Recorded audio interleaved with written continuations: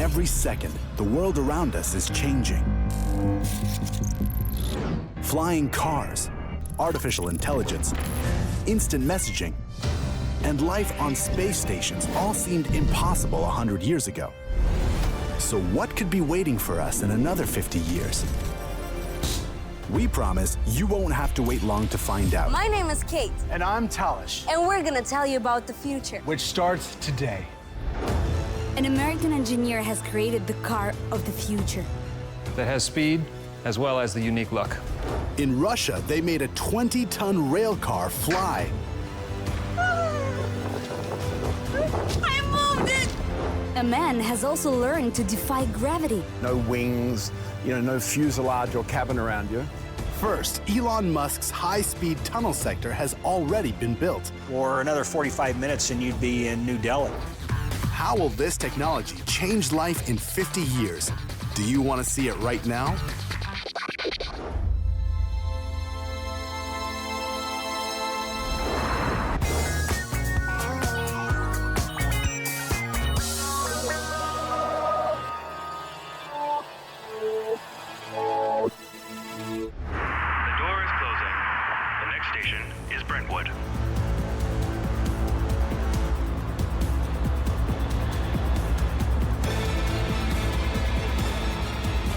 Hey, wait for me!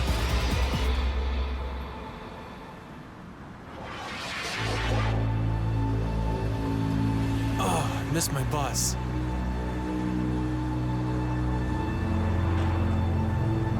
Is 36 coming soon? In 12 minutes now.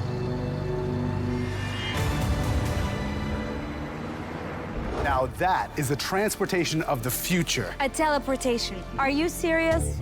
Don't be such a skeptic, Kate. And what if something goes wrong? Whoa. What do you just do what you usually do? Do you call maintenance and somebody will come and fix the problem? I don't like it. I'm pretty sure something better will come along. This is what cars of the future look like according to big-name corporations. Sleek shapes, smart systems, and bodies that look as if they're leather-wrapped. Reliable, super fast. But this man thinks that automobiles developed by eminent designers are such a bore. My ideas for my projects stem from cars that I see in movies, a conglomeration of different exotic vehicles.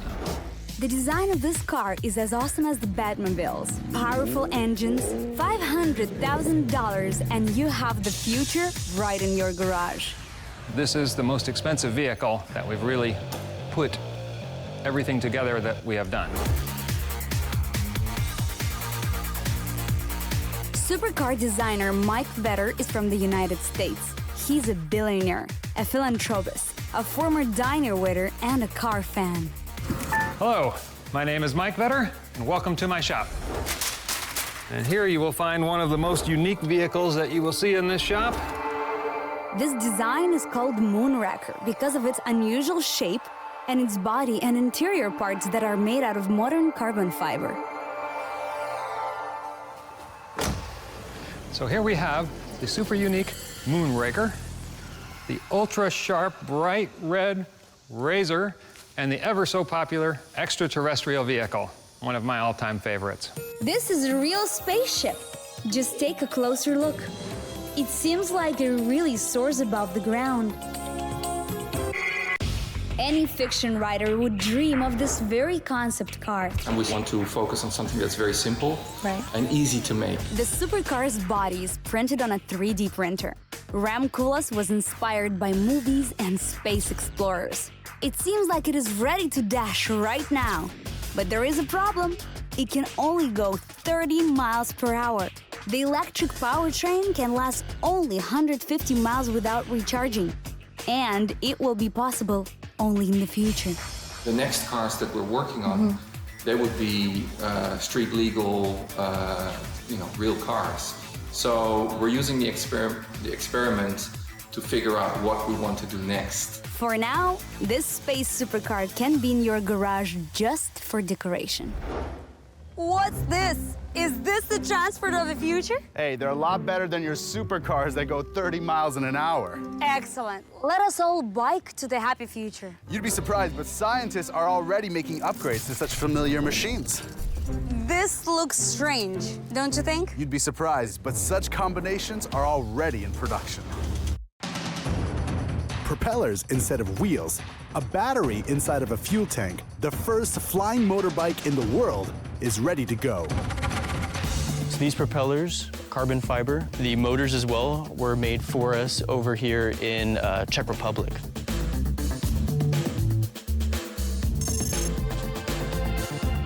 Basically, the hoverbike is a giant drone. Currently, its battery only lasts for 20 minutes, but during this time, you can fly up to 18 miles. The maximum speed that the bike can reach is about 45 miles an hour. Depends on the weight of the pilot, depends on weather conditions. The actual lift, you can lift someone up to about 200 pounds. These characteristics make Russian businessman Alexander Atamanov keep fit. He invented and tested the hoverbike. It's my dream because my father is an ultralight pilot and I'm dreaming about this all my life. Alexander built his first hoverbike in Russia. The design presentation took place at the Innovation Center in Skolkovo. This thing can fly up to 5 meters up in the sky and reach a top speed of 100 kilometers. What? Can it fly? I'm gonna go try it out. Yeah, go for it. Now, can you imagine, right, chasing after somebody on this thing? I think I'm too short for this. No, I think you can fly it, for sure. Now, what's interesting is, as soon as the battery on this starts to die out, it'll just automatically land. So It feels like a future today. it does. Soon, the whole world was interested in this Russian engineer's development. The Emirates police have already ordered hoverbikes. Now, Alexander is testing a new hoverbike prototype in the US. If no traffic, yes, of course, car is faster and the range is much more than hoverbike. But if you have a difficult area, some mountains or rivers, the hoverbike is faster. Currently, there are no traffic or sky regulations for such bikes yet. We're going to have safety precautions in place for public spaces, much like we do that we're building for roads as well and physical cars also. If we all fly in the sky, we'll have to get traffic lights, road markings, and traffic control off the ground. And what if someone's engine stalls? What if an accident occurs? Maybe for these reasons, air transportation is developing very slowly. And year after year, flying cars are undergoing numerous tests. Slovakia now has the most advanced aeromobile. It can accelerate up to 100 miles per hour on a highway and up to 125 miles per hour in the sky. A full tank can last 435 miles. Basically, it's a transformer with the body of a car and the wings of an aircraft.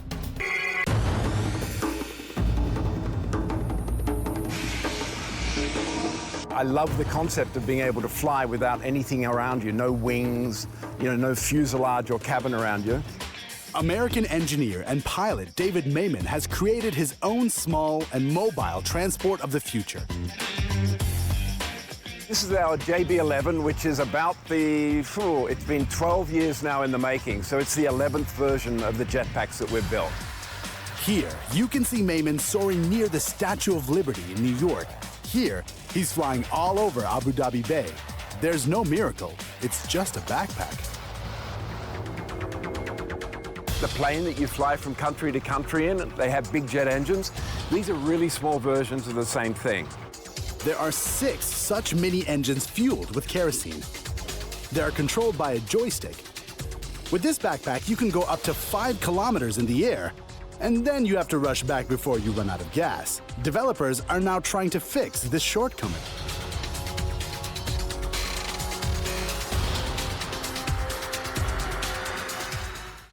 Imagine children of the future will pack their school bags, push a button, and take off.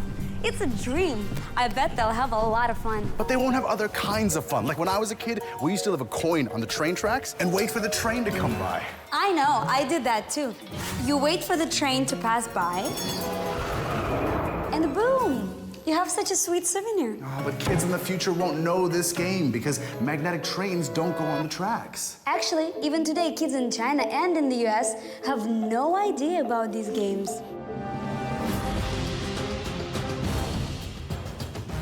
Just a few years ago, it would take you around 8 hours to get from Moscow to St. Petersburg. Today, it took me only half the time. I'm pretty sure that in the future, our trains are going to be much faster. I came to St. Petersburg to meet with a group of scientists that created a flying train. Let's see what it is. This rail car weighs 28 tons. If you take a closer look, you will see it really floats above the ground. Здесь расположены постоянные магниты, здесь и там. И зазор 2,5 сантиметра. В течение 3 лет эта платформа левитирует. I felt so nervous when he put his hand there. It's like putting your hand into the lion's head. Можете сами попробовать.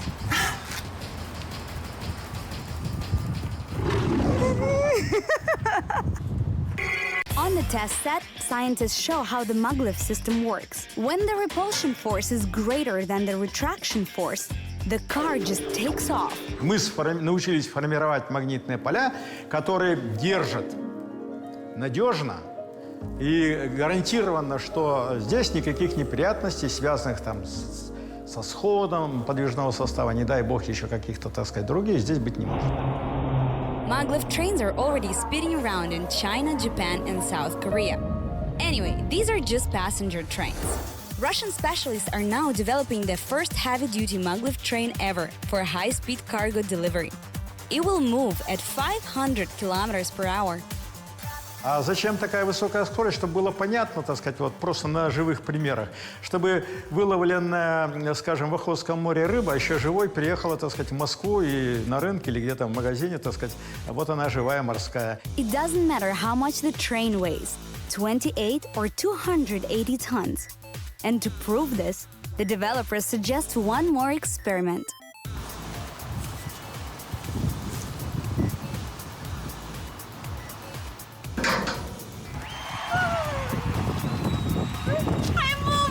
You can move 28 tons with just one hand. It is possible only because of magnetic levitation. And to prove that they are real, look, let's see what happens. Oh, that was very powerful. I'm gonna leave my coin over there, and hopefully really soon I'm gonna come back to this train as a passenger.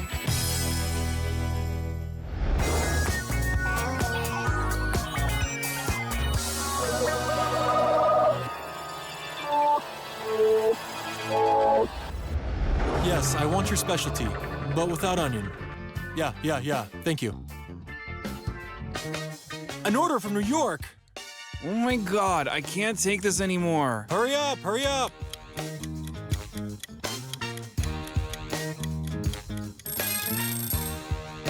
Well done.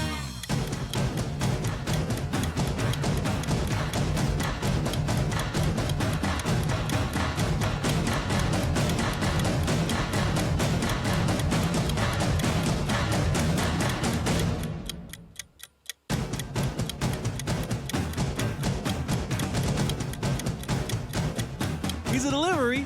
Oh my God, we live in a world where I can order a pizza directly from London and it's still hot? Can you imagine that? It'll be $14,300. Well, that's the only disadvantage.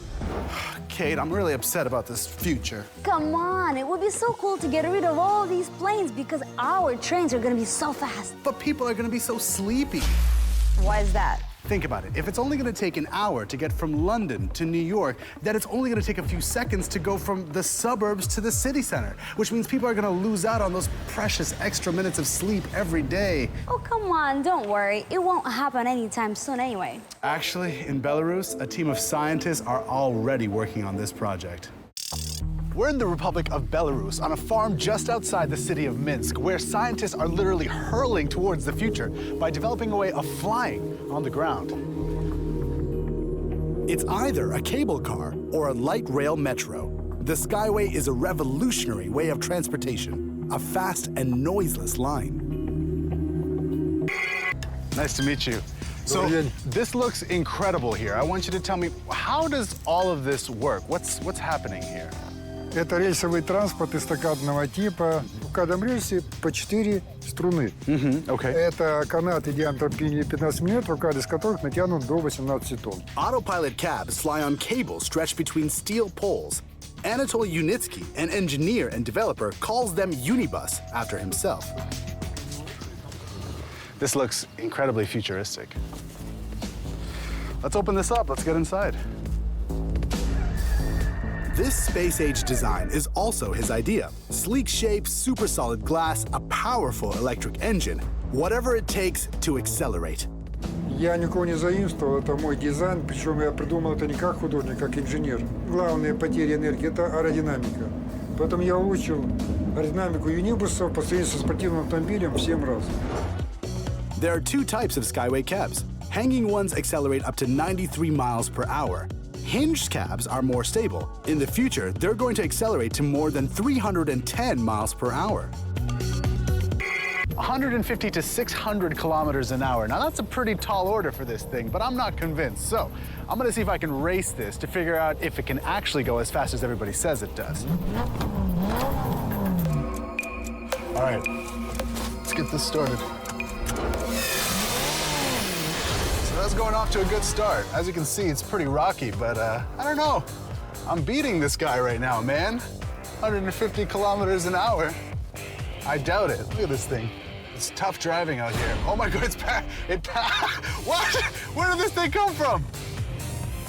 This is ridiculous. I can't drive. This is unreal. This road is terrible right now. Oh, these rocks are everywhere. Oh man. Okay. Nah, this is insane. I'm not gonna beat this thing.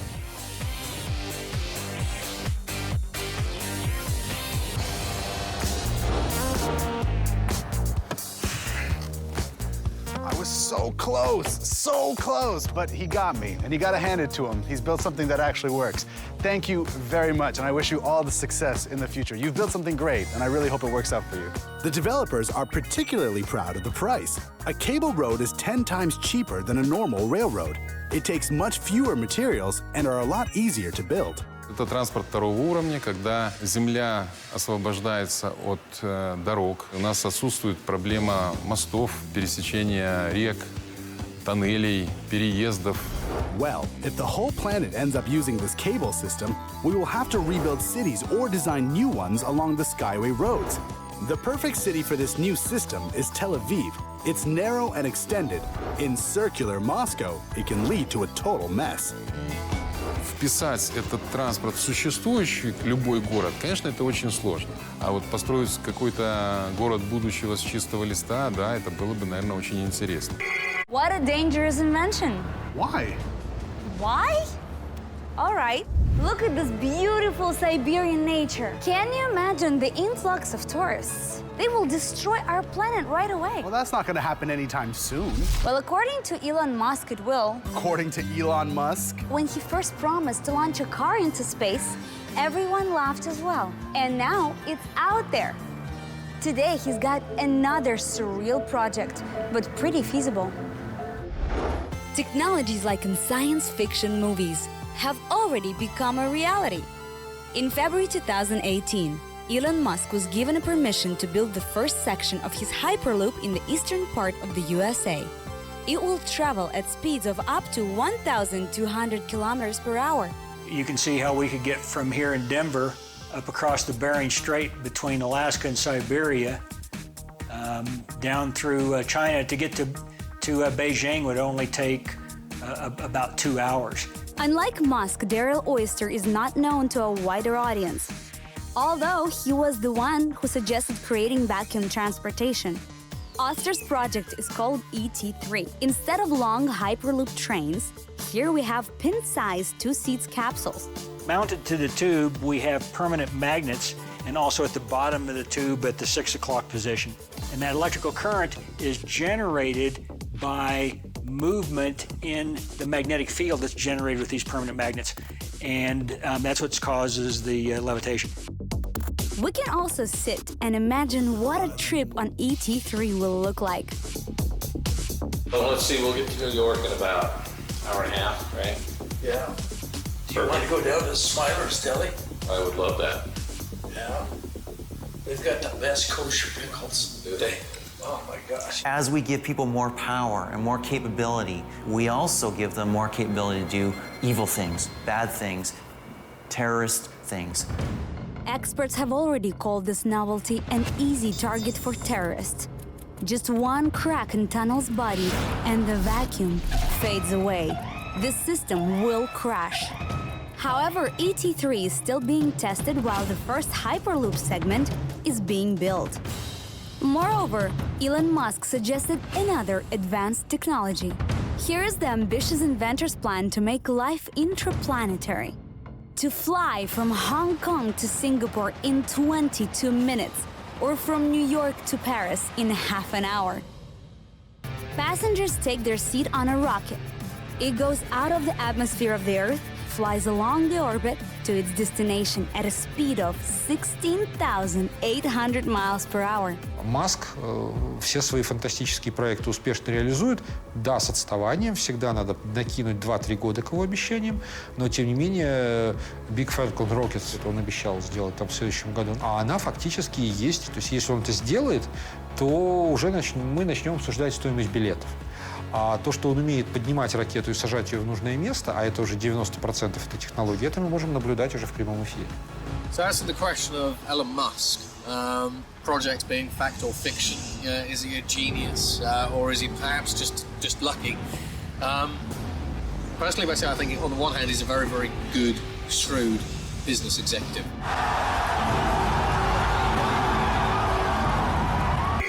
However, some questions still don't have answers.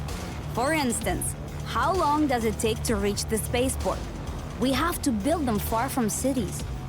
How can a human survive such terrible acceleration? Not everyone will feel fine in zero gravity. This is not a full list of problems. No one knows what to expect at the end of the journey.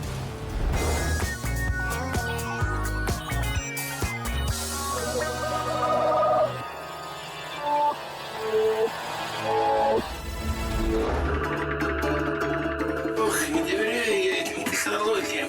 Здрасте. Ну что, скоро мы поедем-то?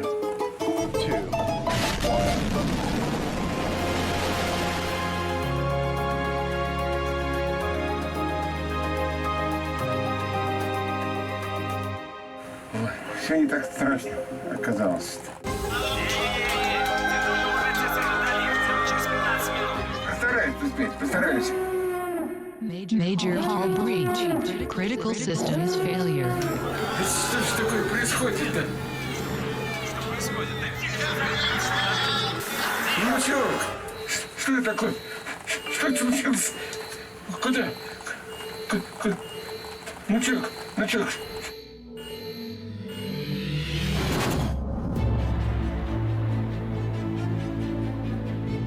Внучок, это ты?